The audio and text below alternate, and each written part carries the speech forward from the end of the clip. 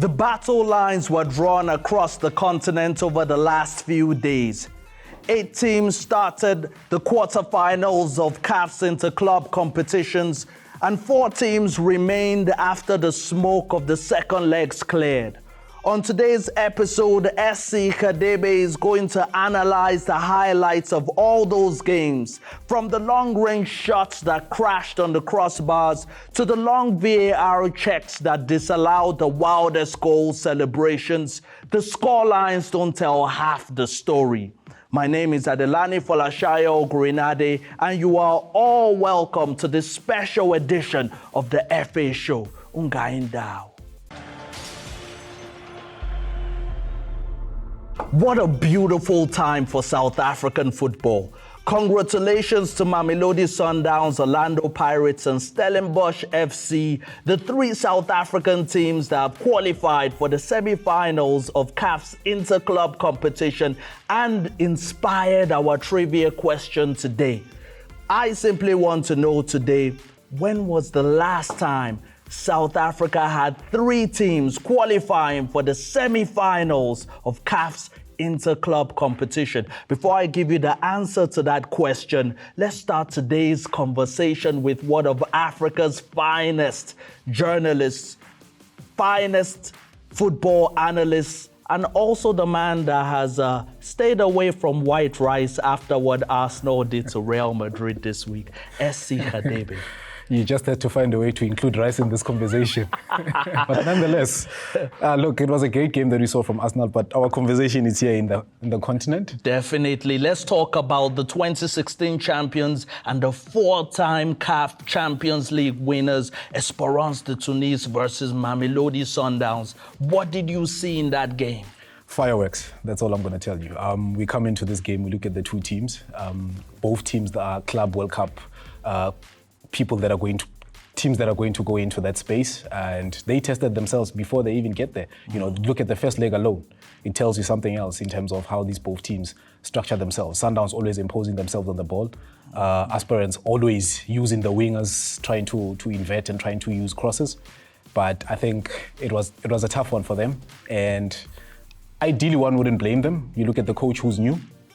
Tactically so, you can't blame the coach for approaching the game the way he approached it. Okay, well done to Esperance for doing their homework, because they came with a scary banner. What was the Tokoloshi banner all about? Look, it's one of those spiritual things, if you can call them that, or mythical creatures that we can define them as in the Southern Hemisphere, more specifically South Africa, you know. Yes. There's people that believe in these things at times, and we need to applaud Esperance supporters, the Ultras, for doing that. Beautiful to see, man. Now let's talk about the tactics in this game. Elias Mokwana left out of the Esperance de Tunis starting lineup, and also we saw Divine Lunga coming for Aubrey Modiba. Yeah, look, we cannot run away from tactics. Will always influence the game. That's why we have coaches at the end of the day. And you look at just the conversation you're speaking about in terms of Aubrey Modiba and Divine Lunga coming in. You look at the first leg and you look at the second half. Both teams, in actual fact, the lineups are literally what happened in the second leg. And you have to give it to the 2 coaches in terms of the tactical astute they bring into these 2 teams. You know, Cardoso, former Esperance coach, a year out, watched Sundowns at preseason and comes into this game and he says, I'm just going to show you what I'm capable of. And for him, for me, when I look at it, it's genuine enough for him to say, you know what, I did it for Esperance, let me do it for Sundowns. I kicked you out, let me put Sundowns back where it belongs, in my opinion. And they've been one of the best teams to watch, you know, in terms of how they solidify themselves in terms of ball position and how they define their style of play. They don't walk away from their shoeshine and piano, you know. You look at what Esperance brings in terms of wing play, in terms of overhead balls. It was something amazing to see. And shout out to the 2 coaches for showing us such a beautiful game of football.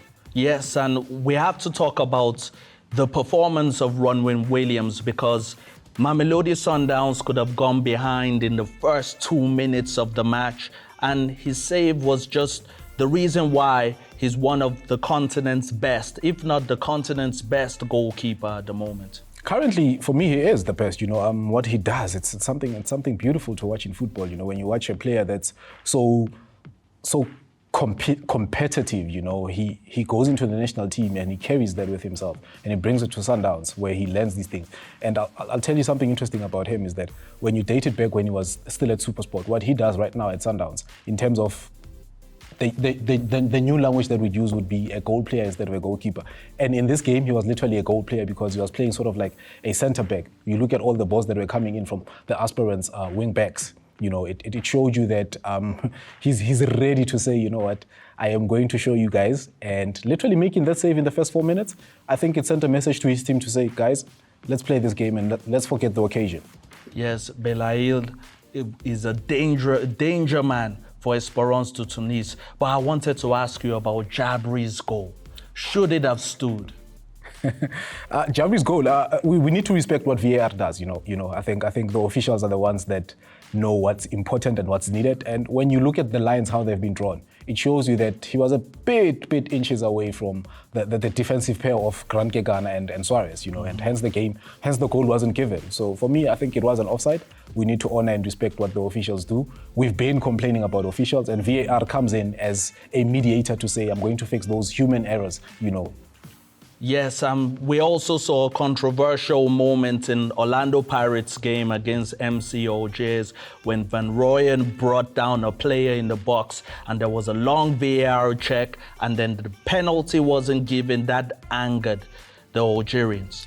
You know the conversation on VAR is quite important, and in terms of the duration of how long they take to do these things, this is just me going at it and saying, I think they need to find a way, or I believe they need to find a way to minimize the number of minutes they take away from the game. As much as we have games, refs that are going to give us the optional times. But at the end of the day, going back to your question, Ade, in terms of that, I don't think it was a penalty, and hence the VAR came back and said, you know what, there's nothing on this incident. Let's continue, let's play football. Yeah, so it seemed that like Nkota's goal was enough for Orlando Pirates to go through, and we might see an all-South African final in the CAF Champions League. Or would you rather see an all-Egyptian final, SC? I'm in the Southern Hemisphere, I'm South African. I would definitely love to see a South African final, and it would be the first, you know, and we can't wait to see what happens in the semi-finals. All right, beautiful. After this short team talk Essie and I are about to have, he's going to break down the possibility of the all-South African final and also what he thinks will happen when Mamelodi Sundowns meets our Ahly. Don't go anywhere.